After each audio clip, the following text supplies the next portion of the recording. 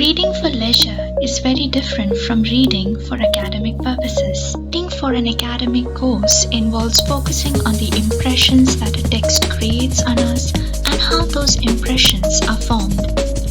To match the pace of an academic course, we not only need to read fast but also retain as much information as possible.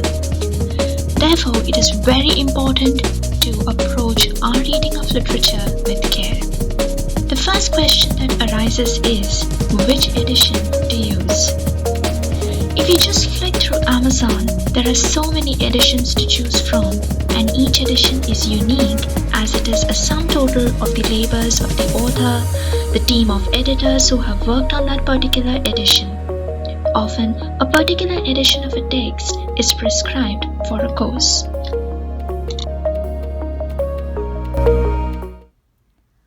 Now, if you're referring to a modern edition of a work, and that too from a good publication like the Oxford World's Classics, then you would see that such works have introduction,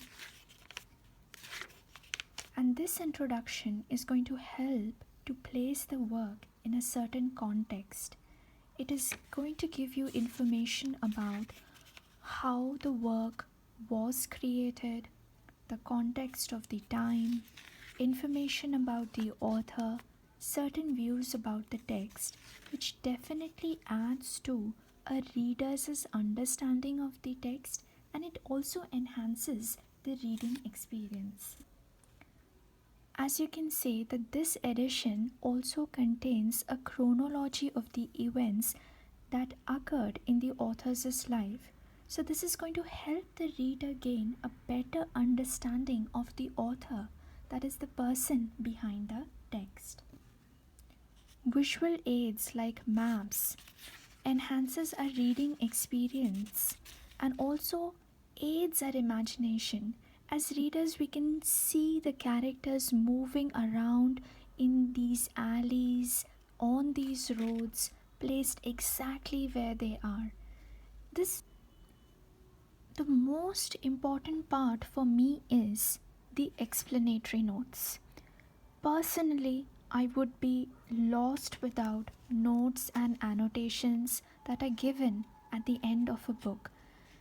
These are really important when you're trying to read a text which has been written in a time, say 100 years ago, about which you might not have as much knowledge as is required for the reading of the text.